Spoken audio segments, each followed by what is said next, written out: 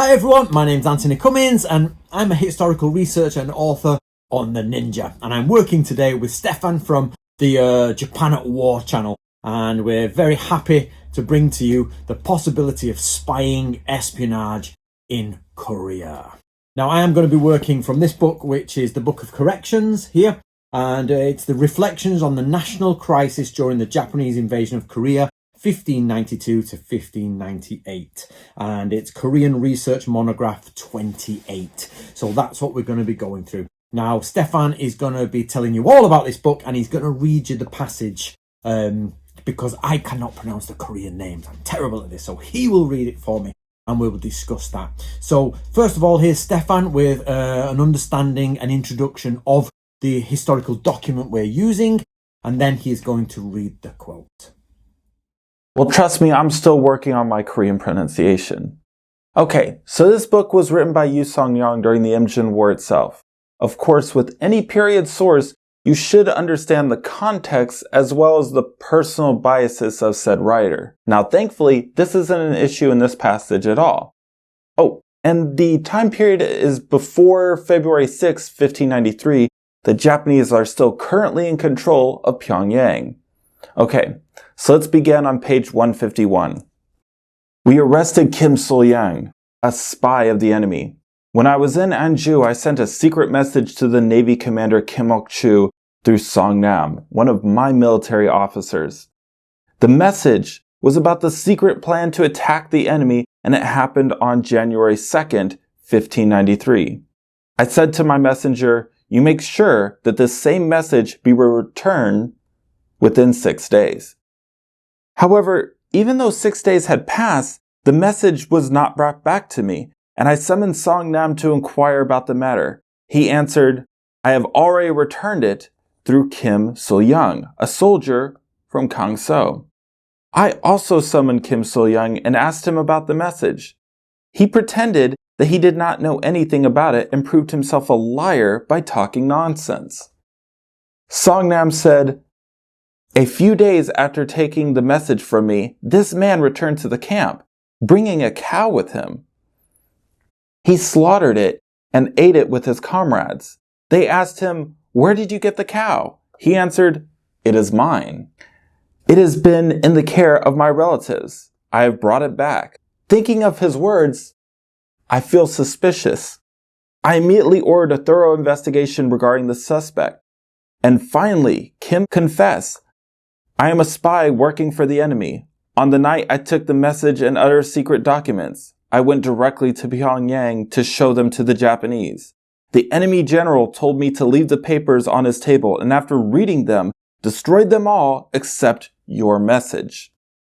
He gave me a cow as a reward, and So Ho-young, who is a spy like myself, 5 pil of silk. We promised him to bring some more information within 15 days, and we left. I asked Kim Sul-yang, 'Are you the only spies, or are there any more?'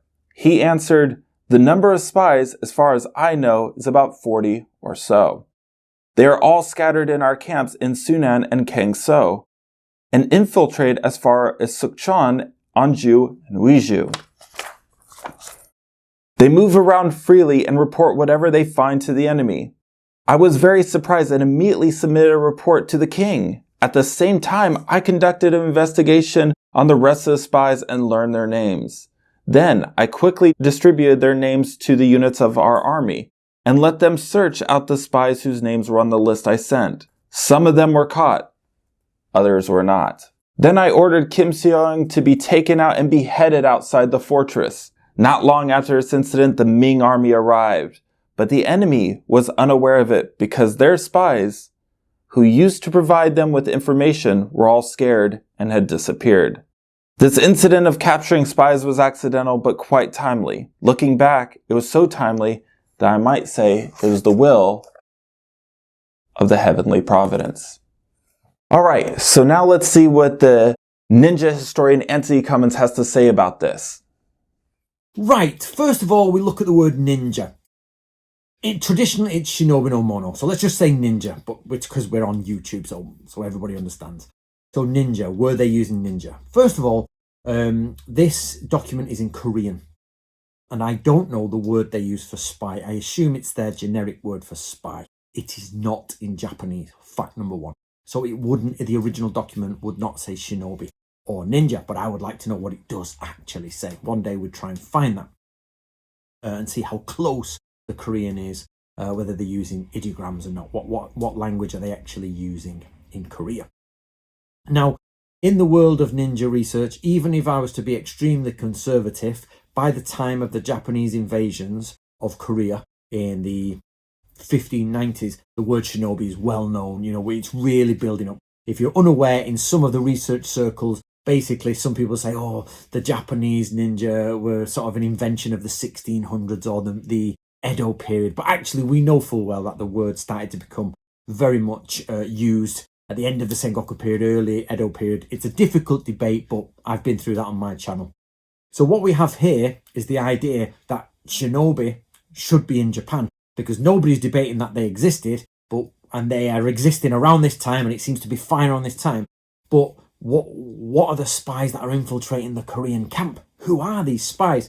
So in Japanese history, in Japanese military history, you have shinobi no mono, infiltrators, and kanja, those people who look for gaps, spies. But there are other ways to describe spies as well, so it's not always ninja, unfortunately.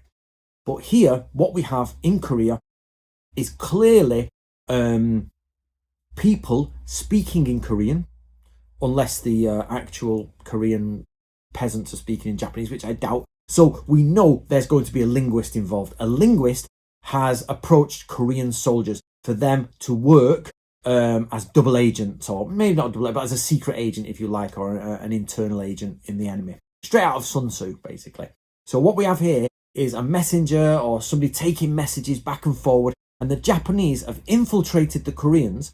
They've infiltrated in their language and then made sure that any messages are getting relayed back to their command tent so they can read them and then follow and get that and know what the Koreans are doing. And of course, this spy who's captured is asked, are there any more in our camp? It's like 40. So that means this is where living spies from Sun Tzu do their job. So living spies from Sun Tzu, it's not always about creeping.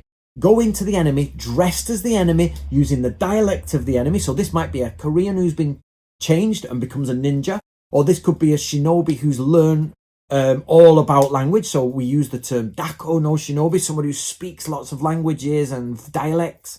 And then they've gone, talked to the Koreans, made contact, probably before the war really kicked off. We're not quite sure. And they then have got them to deliver, work for them, and they've paid them in cows and in silk, expensive commodities then. So you have to understand that the Japanese are capturing things and keeping at least 40 cows or bolts of silk to the side, and are giving them to the Koreans. And the thing here, which is amazing, is that Koreans clock that's out of context. Like, that guy in this situation cannot afford a cow. Maybe in peacetime he can, but he just walked in to, our camp with a cow. Where have you got that cow from, sir? It's mine. No, it's not. Nobody's got a cow. We're in the middle of a war. They've all been slaughtered, captured, or we've fed off them. Where have you got this from? Well, actually, the Japanese have just give it to me because I'm a spy. And then the Koreans get a list of spies, decapitate him, get rid of all the spies, or some run away, and it destroys the espionage from the Japanese side. So this is a wonderful example of espionage being used in Korea by the Japanese. But we just don't have any document that says it's ninja. So it might not be ninja, but it is very much an aspect that comes under ninjutsu, because the mistake most viewers are making, that ninjas dress in black and run around and all that. No, ninjas dress like normal people, dress like the enemy, go in there and talk to them and creep in and infiltrate if they have to. And the aim of the living spy, which is from Sun Tzu's 5 types of spies, is to go around to local spies or internal spies or double spies and collect information. And this is classic Sun Tzu spy espionage. So if you're interested in that, please do get a copy of The Ultimate Art of War, which is a step-by-step guide to the teachings of Sun Tzu. And he talks about that in there. And I just want to say thanks to Stefan for letting me on his channel. That's excellent. And it's one step closer to understanding how the Japanese were using espionage. Now, if you read this book, which is an excellent book, by the way, you can see they're using scouting, ambushing, night attacks. There's everything there that they're using. It's totally got what it says in all the manuals that come later. Without a doubt, 3-column movements, ambushes, pushing out. And it seems also spying and espionage, which probably is where the ninja come in. All right, back to Stefan. All right, thank you, Mr. Cummins. Okay, so now I want to ask you guys, what do you think? Were these ninja? You gotta admit, it's actually very compelling, right? Either way, I want to hear your opinions in the comment section down below, and I'll see you next time.